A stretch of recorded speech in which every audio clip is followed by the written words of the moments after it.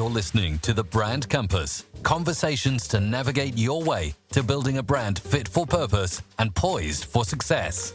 Here's your host, Shelley Rossland. Hello there, my friend, and welcome back to the place where we dip into all the ways in which your brand meets the humans you serve. I'm Shelley, your host on this conversational journey, and I have someone extra special joining our discussion today. There is so much flooding our consciousness today about having to do so many things as a solo or a micro business to stay visible, to be available, and to produce more. I find this fascinating in a world where time and attention have become the currency, and us as business owners are constantly dishing out our time and attention to this malarkey that surrounds staying visible. Today I want to crack that nut, and I'm just the person to come and talk to me about it. A good while ago, when I was planning the launch of my personal brand site and my group program, I looked out into the interwebs to look for some inspiration for ideas on how to be different and how to bring this to life. This is how I came across my guest today. She has a beautiful way of eloquently sharing who she is on her website, and she also had a podcast. So I jumped onto it and immediately got to know her from a distance. Then earlier this year, I was really lucky. I was delighted to find out that she was actually going to an event that I was going to as well. So of course, I had to find her and connect.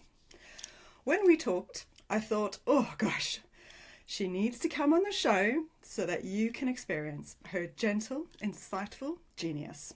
So let me introduce her to you now, and we can jump straight in.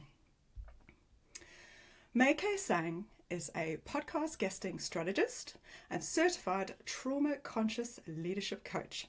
She specializes in sustainable visibility practices, which in essence means that when you are looking to amplify your work or your voice, you do this from a place of safety first and strategy second. Her ethos is that visibility without protection can be harmful to both us and those we are impacting. She lives in London with her partner, and they both practice Japanese jiu-jitsu, and she is a cat mom of two. Welcome, Mai-kee. Hey, Shelley. Thank you so much for having me on the podcast, and just like hearing the backstory. I remember the moment when you walked up to me with your partner, and you, as soon as you mentioned my digital Easter egg hunt on my website, I was like, oh yeah, all right, let's have a chat. Because not everybody actually realizes that's there, and the people who do, they have a whimsy about them, and they're just interested in going down the rabbit hole with a little bit of fun and still doing business at the same time. So thank you so much for having me on the podcast today. Oh no, I'm so pleased. And your new site, because you evolve quite frequently, which I enjoy, so I enjoy watching your website journey. It's still quite whimsical. I love it. Thank you. It's really, really good. I wonder if we could maybe start our talk today around this sustainable visibility concept, because to be honest, I've got a healthcare client, and the only thing I think about when I think about sustainability at the moment is plastic, and it's very boring. But when we were talking about it and you were explaining, I was like, oh, yeah. This word actually used to mean something else before the single-use plastic world came into being. Do you want to talk us through a little bit of the concept and how you work on that with your clients?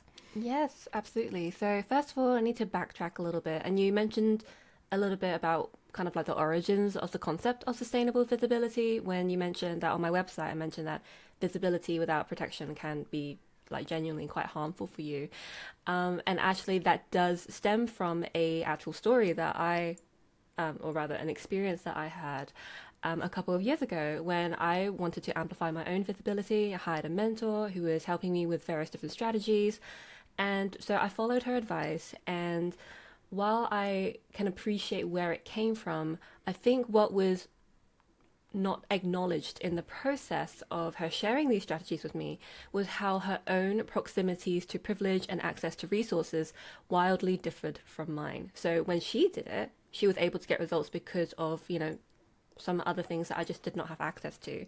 And so when I did it, I kid you not, I was placed in a position where I was in a very misaligned space to be visible, because it was very much a, oh, just put yourself out there wherever you can sort of thing, and like just like see which fish bites the hook, essentially. And unfortunately, I was in the position where my own personal past traumas were reactivated because of the people I was in front of. And so that really made me learn the hard way, unfortunately, that not all visibility is equal, nor is it helpful for your business. And just like as human beings, if we are coming from a place of survival, we will never do our best work, because we're not in a best position to regulate our emotions or access our logical reasoning either. And I learned that in my certification for trauma conscious leadership as well, that just literally how the brain physiology actually shifts when you're actually under threat. So yeah, unfortunately it came from a not so wonderful experience, and I just wanted to make a stand for that and actually start having conversations about centering safety first, so you can bring out your best self when you are being seen by your ideal clients. Oh, I love that. I think that's, I don't think everything that, you know, in our journeys when we're creating whatever we create within our businesses and kind of forging and navigating our ways, I mean, I know for myself, not all of that comes from great places. It's almost, you know, sometimes you almost learn through going through that tough thing that actually that's not right, but actually how I feel about it is this. And hopefully you can then resonate with other people who feel the same.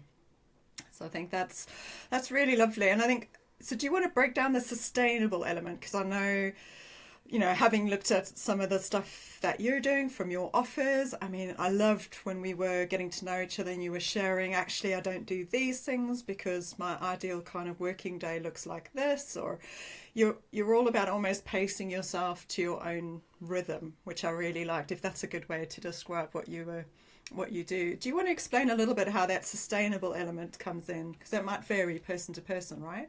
Yes, absolutely. And I do have a framework that also might be helpful in just a little bit. But if I were just to take a quick summary of what it's like when you're thinking about a sustainable aspect to just showing up in general. And I do want to say that visibility isn't always about lead generation, and most people think that it is. And it is a part of it, but also visibility also counts for when you're showing up for your clients, when you're actually delivering on your offers as well. And so something I'm always conscious of is my personal capacity to deliver my best work, you know, because, you know, my community and my clients do deserve the best. And so I'm always thinking, I guess one of my filter questions is, can I be generous with my time and my energy right now to really help the people who are in my orbit to get to, you know, from one place to the next step, to the next step, to the next step. And so, yeah, I think it would probably be easier if I actually shared the framework. Would that be all right? Yeah, let's do that. I think it works nicely. Go. All right, awesome. So my 3-part sustainable visibility framework, it comprises of, you know, of course, 3 things. So the first thing I look at is sense of safety. So this is actually all about taking a very deep look into the intersections of your identity and how that naturally influences the way that you show up. So for example, I know that I'm an introvert. So that does mean that doing visibility strategies that require me to connect with a lot of people in a very short amount of time, that isn't always a sustainable thing. Sometimes it's necessary, you know, depending on which season in my business I'm in. However, because I'm a natural introvert, and actually at the event that you and I attended, it was my first time attending an event since the pandemic. And I learned firsthand how very real my introversion is, because whilst it was amazing, you know, the talks and the people that I got to meet, I won't lie, like I had to like excuse myself to, you know, the bathroom or rather the toilet, the toilets, just to sit in the stall and just breathe for a moment, because it was actually very overstimulating for my senses. And I found that really took away the focus and the attention that that I could have when I'm connecting with new people. And you go to conferences most of the time, not just to learn, but to network. And my networking, I realized that my ability to network was very quickly deteriorating because my introversion was coming into play. And so that's one example, like, you know, big visibility opportunity right there to network with a lot of people who are in the same space as you. But then I realized my identity as an introvert was impacting how I could connect. So it's looking into things like that. So I'm an introvert. I'm also someone who's on the LGBTQIAP+ spectrum. So I have a same-sex partner, for example, and there are simply some spaces that wouldn't welcome someone like me. I'm also someone of Asian descent, and yet I'm a British citizen. So like there are so many parts of my social identities that really mix together, and that directly informs the way that I show up and which stories I tell and to which detail. So that's the first part of the framework. And Definitely. I just want to like take a moment to say, for those of you who are listening, when you're thinking about your sense of safety, think to yourself, what elements of your identity make up who you are? It's a really important exercise that I personally have never seen anyone else talk about when in the context of visibility for business. And if this is your first time, I invite you to consider that. I think part of your personal brand exercise, if you're going to do something really holistically, this is something we do in our group program for this as well, is to recognize all those dimensions of yourself. Because a lot of the time, like you say, people actually switch, almost like weirdly, switch off the personal side to them in order to be this other like weirdo that is then expressing their business to the outside world, and that becomes almost a distortion of you, which aggravates those values and probably, like you say, would even trigger, you know, latent traumas, or would just trigger that attrition you get when you're doing things that are just not aligned with your values as well. So I think that's a brilliant thing to bring up, and hopefully people will do that when they, you know, doing a proper personal branding exercise as well. Yes, I hope so too. So, should we move on to number 2? What's number 2 of the 3? Yes, so part 2 is your signature body of work. So visibility isn't... like the sound of this. So visibility in itself isn't helpful. You want to be visible in order to, in order to attract new clients, or to, build even deeper trust with your already existing client base to rehire you for something else, or to move to the next stage of your offer suite, right? And so your signature body of work is really knowing where you are sending people. So when you are visible, where's the pathway to your business? So this is something that I personally teach in the context of podcast guesting quite a lot, because when folks tell me that they've been on podcast and they have a huge listener base, but why didn't it get results for them? And then when I break it down and I ask them, okay, where did you send people? What was the intention? Where was the connection of your topics? What was the call to action? And if I find that there isn't a seamless transition between the topics to the call to action to the offer that they eventually would lead them to, then that pretty much tells me why it didn't work. And it's pretty much the same for any other visibility strategy. If you were given the opportunity of a lifetime, in terms of visibility tomorrow, like say if you're going to be featured in Forbes, for example, like I'm not saying that's a huge opportunity for everybody, but like it's different for everybody. Like maybe it's a TEDx Depends talk or on who a you TED are. talk. Exactly. Yeah. So say if you got an opportunity for a lifetime, if you asked yourself the question honestly, is my business ready to receive the potential volume that can come my way?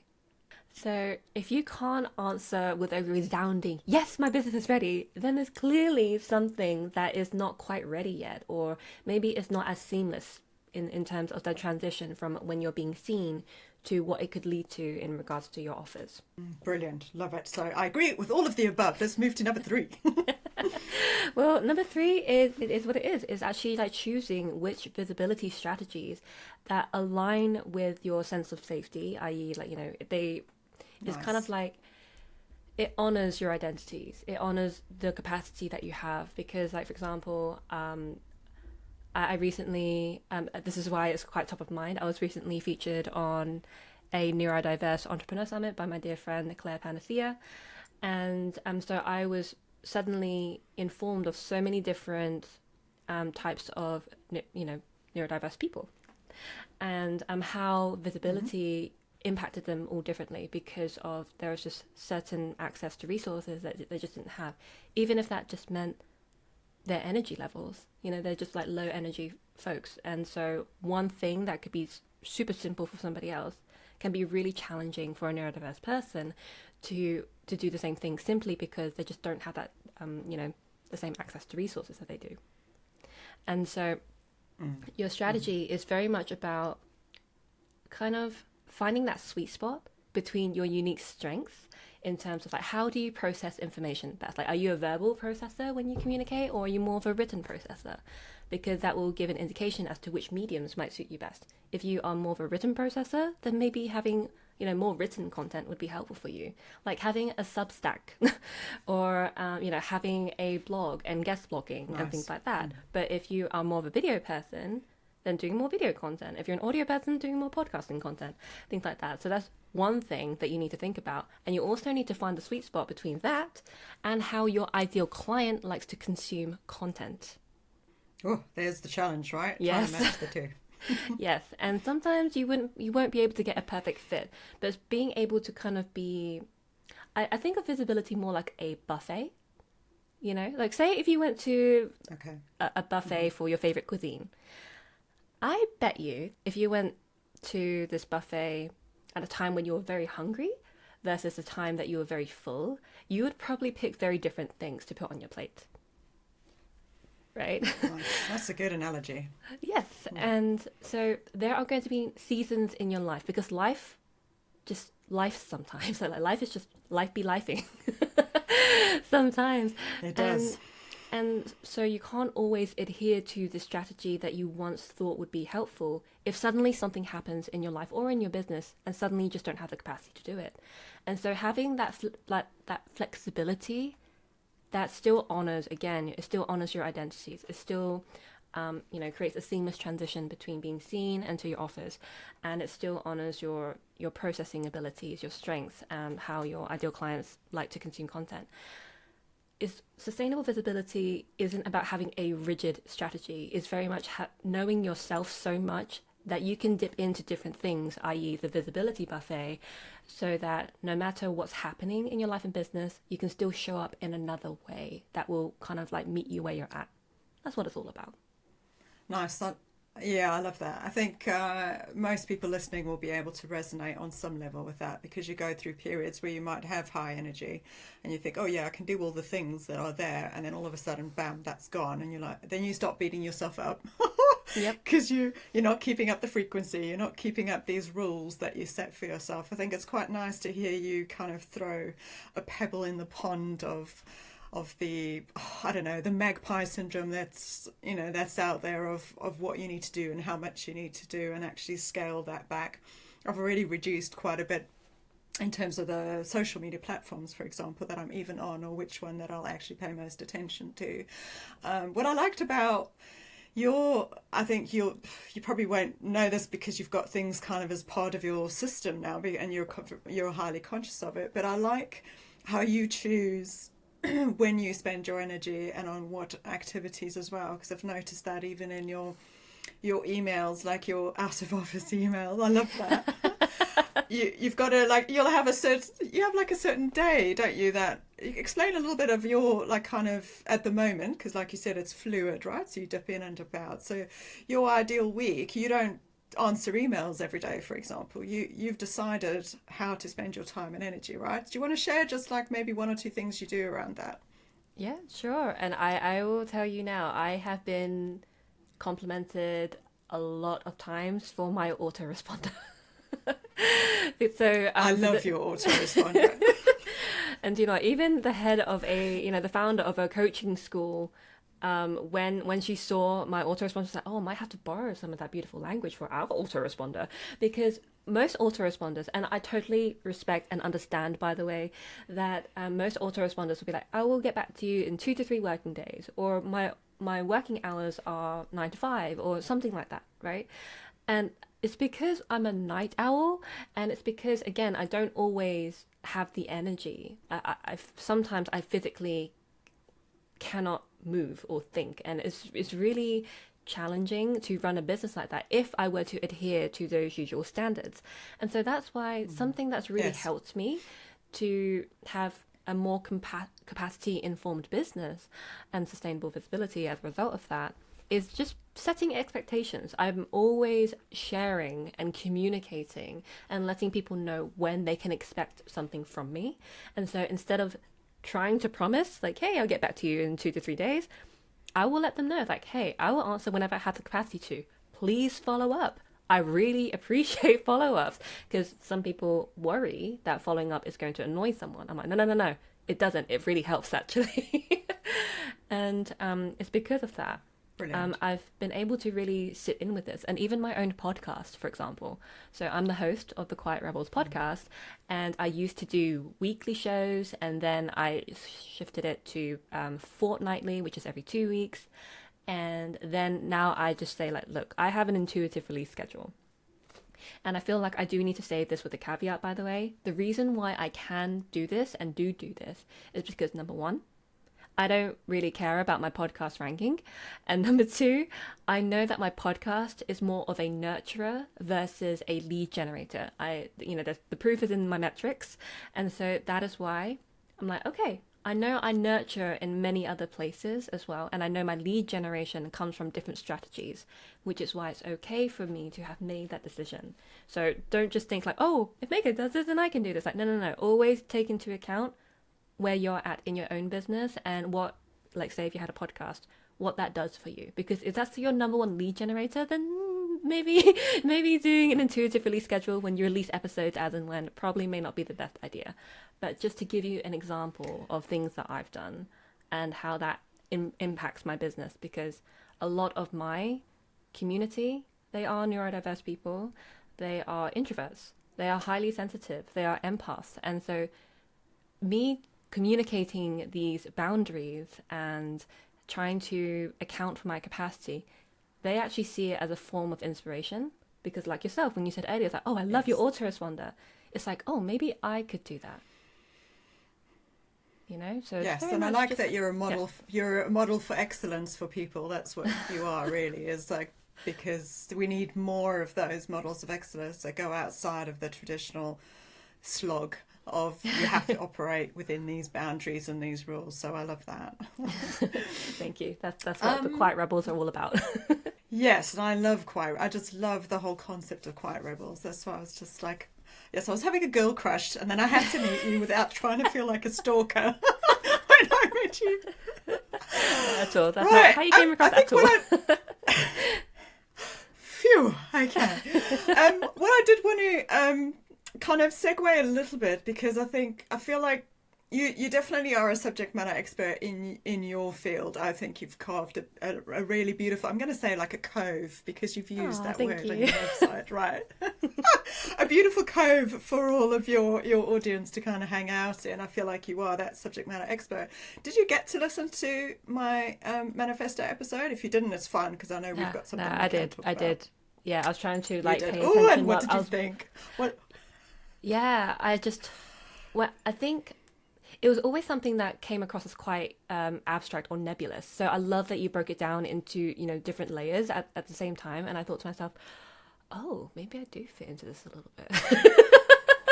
But exactly. Yeah, but I've never ever thought of myself as such, I guess, and until I listened to your manifesto. So I thought, maybe. Just a little bit. Maybe it's just my imposter complex coming out a little bit. I'm not sure whether to claim it or not, but I'll just do what I can.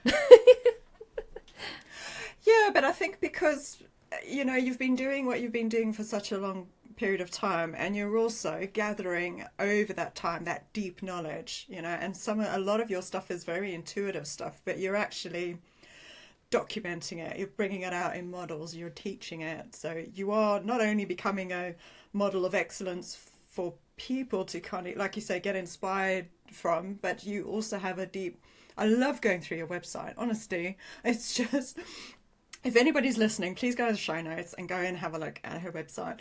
It's just that so much of you comes out of that, but it's a real lesson in actually just trying to be the human behind the business, like you say, communicating who you are, how you work.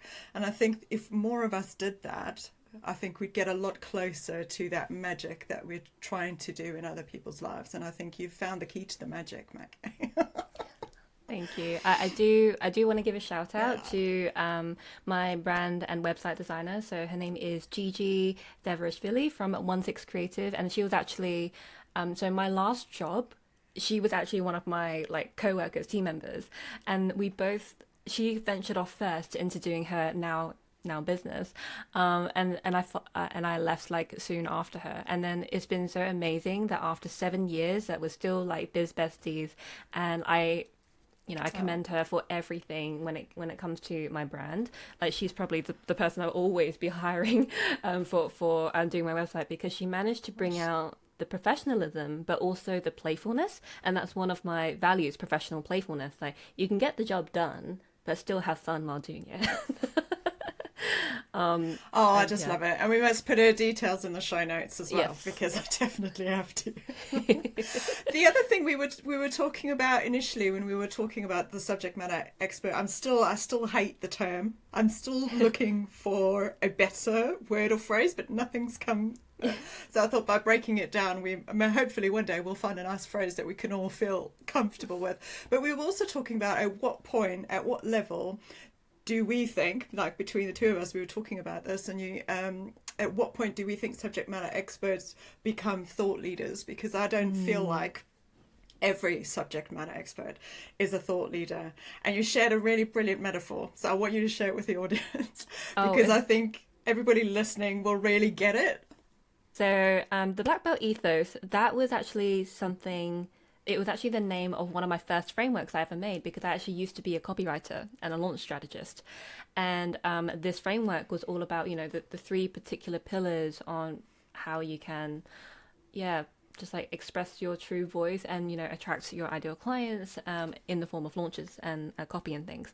But what's never kind of like left my mind, and when you said earlier that my partner and I, we are Japanese jiu-jitsu like martial artists, and we're not black belts yet, but we did recently pass our most recent exam, which is great. Hey! But we just got brown to go, and then it's black, so we're nearly there, about probably a year and a half away. I digress.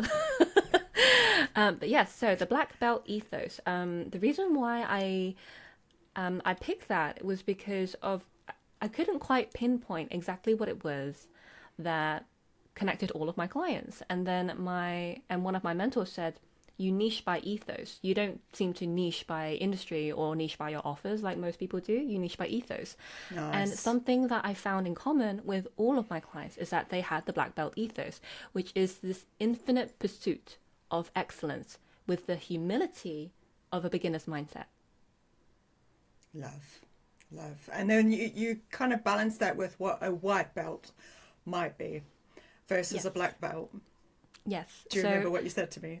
I believe I do. It's kind of like with the white belt, you're always in the mindset of learning. And with a black belt, you're eternally on this quest of greatness and knowledge at the same time. So it's kind of like it's kind of like a beautiful combination of the two, because I think what I learned literally in the martial arts system, like different martial arts kind of rank differently, but I didn't know until a couple of years ago that when you reach black belt, there are actually further rankings in the black belt itself, and a lot of people sometimes stop. Like there's first dan, second dan, third dan, moving forward, and that is what kind of like showed me the picture of this infinite pursuit of excellence, that once you reach black belt, there's no stopping. There's still a quest to learn more, and also there's this humility of always being open to learning, and being open to learning like a beginner would, instead of kind of like putting ourselves on a pedestal. We're like, no, let's get in the trenches and let's do the thing. And so that is what I love about the black belt ethos, is this infinite pursuit of excellence. And so to loop it all back to your question about subject matter experts and thought leaders, I think thought leaders do have the black belt ethos, that they're always, looking for what else there is. They're exploring uncharted territories, and they are willing to, come back and share with us their discoveries to kind of like expand our possibilities and see what else could be done. And I think subject matter experts, they probably might just stay in their lane, like they know their stuff clearly. Nice. Where they are like masters of their craft. But that big picture thinking is when I think someone shifts more into the thought leadership position, where they kind of see what else could be done instead of only looking at what they've done. If that makes sense. Oh, lovely. It wrapped it all up there. I think it just works. And I think metaphors and thinking of things like that in a different way, I'm hoping that when people are listening and go, oh yeah, I get it, I don't want to stay in my lane, so yes, I am a white belt, but actually I'd quite like to be that black belt, and that takes that extra effort, that extra kind of change in mindset, doesn't it? Which I think is brilliant. I could keep talking, Mai-kee. I could keep talking. I've really enjoyed this, and I think honestly, I just love the way you look at things, how you approach things. I love the way you break things down. And like I say, words, oh my God, because I am a word geek. I'm just in love with your vocabulary. It's just, you just so eloquently and beautifully articulate feelings, thoughts, desires, wants. I think everybody can just learn from just listening to you speak. Thank you so much. Thank you. I'm going to try and allow myself to receive that kindness right there. I'm like, okay, I literally, like right now as I'm speaking, and I'm physically opening my arms, because it's actually a technique I learned when I was in public speaker training, when all of us, we literally had to stand on a stage and allow ourselves to be applauded after our mini speech. And like so many of us were so awkward, myself included, and our mentor literally had to jump on the stage to us. This was in a training setting, by the way. But he had to like jump on stage and literally physically open our arms. I was like, it's okay, you're safe to receive. It's all good. So every time, because I'm probably not used to receiving praise or allowing myself to receive it, so I'm like physically opening my arms right now. This is something that each and every one of you might want to practice at some point if you find it a bit awkward to receive a compliment. So, just a side note there. Oh, beautiful advice. If anybody listening today wanted to learn more about you, Mai-kee, what kind of the work that you do, how can they find you? What's the best place to point them to? Well, you mentioned my website, so definitely recommend checking out my website. And if you are someone who likes a little bit of fun, then I do invite you to, do my Easter egg hunt. It starts on the homepage. You'll see where to start if you look closely enough. So that's number one. And number two, I do invite you to check out my my Inside Insights emails. And this is actually when I do pull back the curtain of my online business, so you can witness what it's like to truly unsubscribe from the hustle culture, navigate the nuances of leadership, and actually consciously embody sustainable visibility practices. I'm very open with my email list, and it's probably one of the most consistent places I am. And I do want to say, with consistency, I don't mean it from a place of frequency, like how often I show up, but what I mean with consistency is whenever I do show up, that is what's consistent. It's like, you can expect the intentionality. You can expect, the well thought out stuff. I never churn out content for the sake of it, personally. And yeah, these emails are the place to find me. So join me along for the journey if you're so interested. So I'll share the links with Shelley, so don't need to like vocalize them out loud here. Yep. But yep. And my email list is the sometimes the only place where you'll learn about any pop-up collaboration events I'm doing, any seasonal secret services and offers, real-time revelations while something's happening in the business, and to also claim a coveted spot of my monthly cuppa catch-ups. And that is when I set aside 1 hour every single month. I split it into 3 20-minute calls, and I send out an invitation at complete random. There's no discernible pattern, aside from the fact this happens only once a month. And it's where I get to connect with my community members like you. And I've done this for over 3.5 years now. It's one of my favorite things to do every single month. And I love connecting one-on-one. So if that's something you're interested in, get on my email list so you can actually receive that invitation. Oh, love that. I'm not on the emails. I need to get in there. Oh, Right, it's been a real breath of fresh air, Mai-kee, and given us all lots to think about recalibrating how we all think about our visibility. Thank you. And that's it for this episode, folks. Thank you so much for joining us. Did that give you a much needed wake-up call on how your reality is playing out right now in terms of your activity inside your business? Are you ready to reevaluate whether you are safeguarding yourself and others first before dashing headlong into doing more? Hopefully you will have gathered from Mai-kee that it is possible to be quieter and still more of the time, and less frenetic and focused on pace. By being quieter, you will still have impact. It may even be more meaningful for you and your audiences. Who do you know that could do with hearing this conversation and Mai-kee's insights? Share this episode, you know you want to. Until next time, stay strong, believe you have value, and make good brand decisions. Thank you for listening to The Brand Compass. If you enjoyed this episode, make sure to share it with your entrepreneurial friends and help them make good brand decisions. Until next time, let's keep the conversation going at 𝗘𝗣𝗜𝗦𝗘𝗟𝗟.com.